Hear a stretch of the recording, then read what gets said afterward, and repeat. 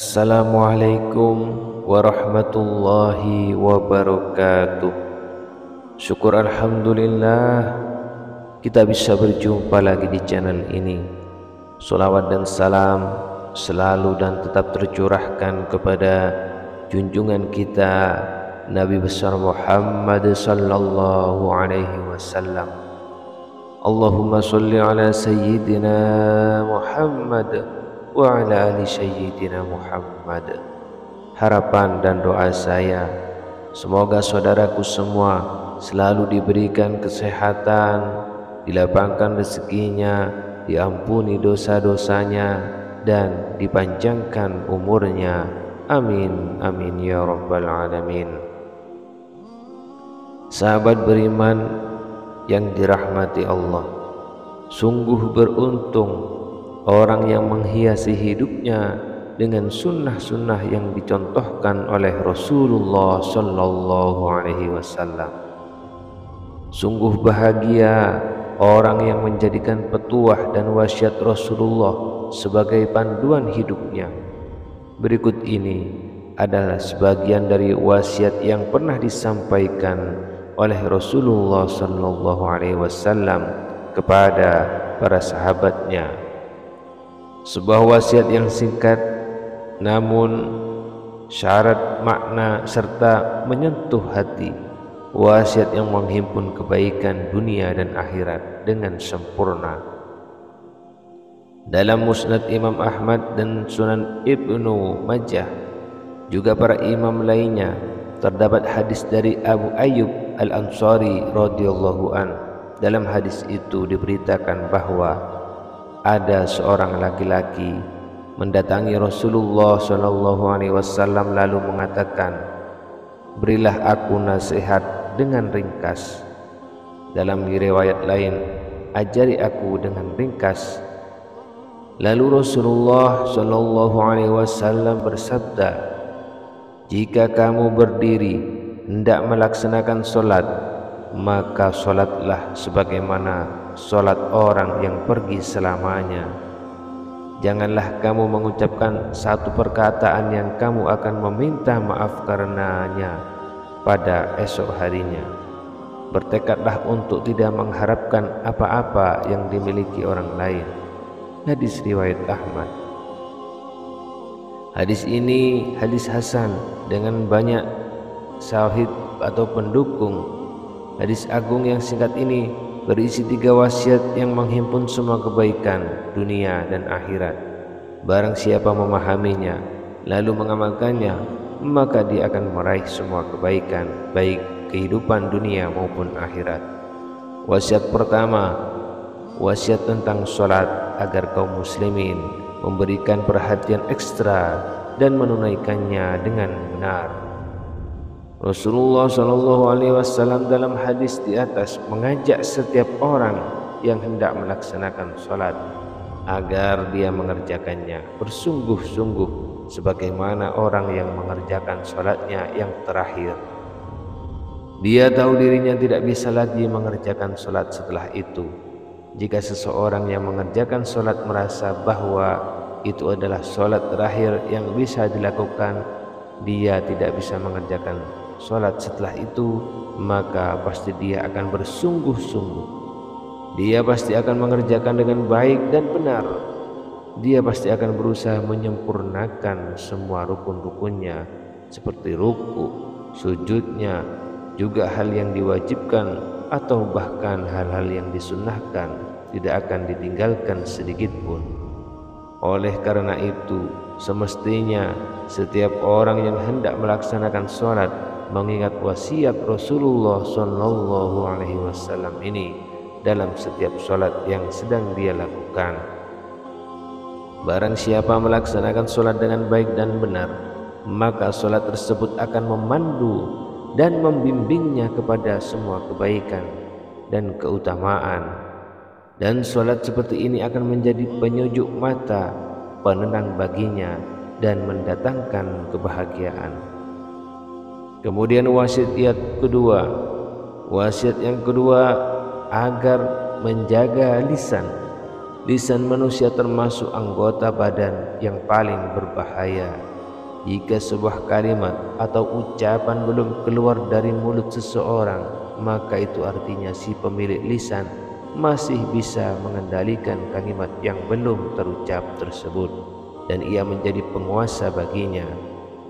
Namun jika suatu kalimat atau perkataan sudah terlontarkan dari lisan, maka kalimat yang terucap itu akan menjadi penguasa atas si pengucap dan dia akan memaksanya untuk menanggung resiko ucapannya tersebut. Sabda Rasulullah SAW, janganlah kamu mengucapkan suatu kalimat yang kamu akan meminta maaf karenanya pada esok harinya. Artinya, bersungguh-sungguhlah dalam menahan lisanmu agar tidak mengucapkan perkataan yang kamu khawatir harus meminta maaf karenanya di kemudian hari. Selama Anda belum mengucapkan kalimat atau perkataan itu, berarti Anda masih memegang kendali. Tapi jika sudah diucapkan oleh lisan, berarti ucapan itulah yang memegang kendali atas diri Anda. Dalam wasiat Rasulullah SAW yang lain kepada Mu'adz bin Jabal radhiyallahu an, maukah engkau aku beritahu kunci dari semua itu? Mu'adz mengatakan, aku mengatakan tentu wahai Rasulullah.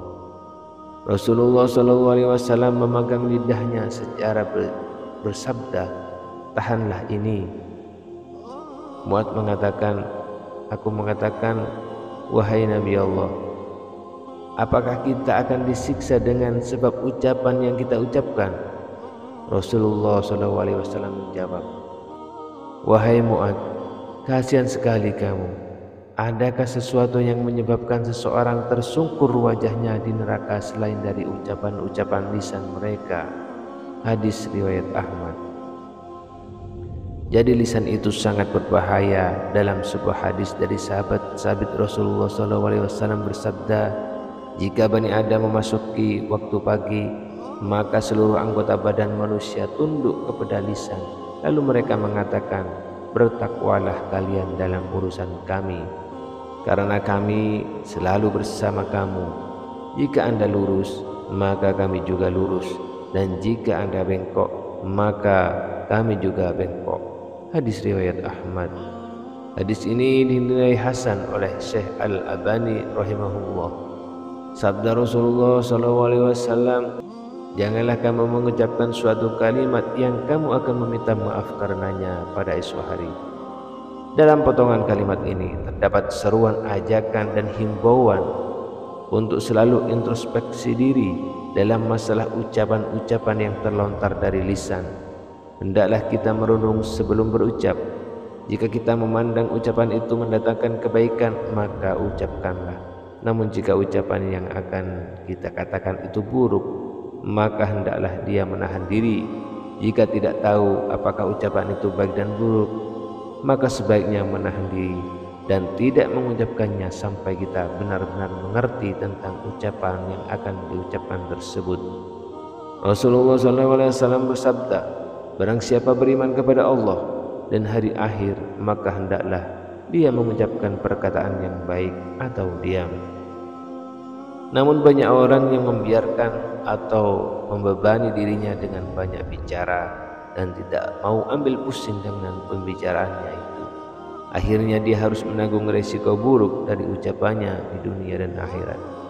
Sebagai seorang yang berakal sehat, mestinya seseorang harus menimbang-nimbang ucapan yang akan dilontarkan dan memelihara lisannya dari ucapan-ucapan yang tidak bermanfaat atau tidak layak, sehingga perlu meminta maaf di waktu yang akan datang. Sabda Rasulullah SAW, janganlah kamu mengucapkan suatu kalimat yang kamu akan meminta maaf karenanya pada esok hari. Kata besok dalam hadis di atas bisa jadi maksudnya hari kiamat, yaitu di saat kita harus mempertanggungjawabkan semua perkataan atau perbuatan anggota badan kita di hadapan Allah Azza wa Jalla, atau bisa jadi maksudnya adalah besok hari, yakni di dunia, saat banyak orang yang menuntut konsekuensi dari ucapan kita. Wasiat ketiga, wasiat agar qanaah. menggantungkan hati hanya kepada Allah Azza wa Jalla semata dan sama sekali tidak mengharapkan apa yang dimiliki orang lain. Rasulullah SAW bersabda, bertekadlah untuk tidak mengharapkan apa yang dimiliki orang lain. Maksudnya, fokuskan hatimu, bertekadlah untuk tidak mengharapkan apa-apa yang dimiliki orang lain. Janganlah Anda mengharapkan apapun dari mereka. Hendaklah Anda berharap hanya kepada Allah Azza wa Jalla semata, sebagaimana lisan kita yang hanya meminta dan memohon kepada Allah Azza wa Jalla semata. Maka begitu juga bahasa tubuh kita yang lain, hendaknya hanya meminta dan memohon serta berharap kepada Allah Azza wa Jalla semata. Kita memutus semua harapan dan ketergantungan hati kita dari semua orang, lalu kita arahkan ketergantungan hati kita hanya kepada Allah Azza wa Jalla, dan salat yang dilakukan oleh seorang merupakan sarana terbesar dalam merealisasikan semua yang menjadi keinginan. Orang yang tidak menaruh harapan kepada semua yang dimiliki orang lain, maka dia akan hidup mulia dan berwibawa. Sebaliknya, orang yang selalu mengharapkan apa yang dimiliki orang lain, maka hidupnya akan terhina. Orang yang hatinya senantiasa bergantung kepada Allah Azza wa Jalla dalam segala hal keadaan, dia tidak berharap kecuali kepada Allah, tidak meminta kecuali kepada Allah, juga tidak bertawakal kecuali kepadanya, maka pasti Allah Azza wa Jalla akan memenuhi kebutuhannya di dunia dan akhirat. Allah Azza wa Jalla berfirman, bukankah Allah cukup untuk melindungi hamba-hambanya? Az-Zumar ayat 39-36. Dan barang siapa yang bertawakal kepada Allah, niscaya Allah akan mencukupkan keperluannya. Sesungguhnya Allah melaksanakan urusan yang dikehendakinya. Sesungguhnya Allah telah mengadakan ketentuan bagi tiap-tiap sesuatu. Itulah 3 wasiat singkat Rasulullah SAW. Namun syarat dan maknanya semoga kita memahaminya. Semoga Allah Azza wa Jalla memberikan hidayah taufiknya kepada kita agar semua bisa melakukan dan melaksanakannya. Wasiat dari Rasulullah SAW. Itulah video yang dapat kami sampaikan. Mudah-mudahan bermanfaat. Akhirul kalam. Wassalamualaikum warahmatullahi wabarakatuh.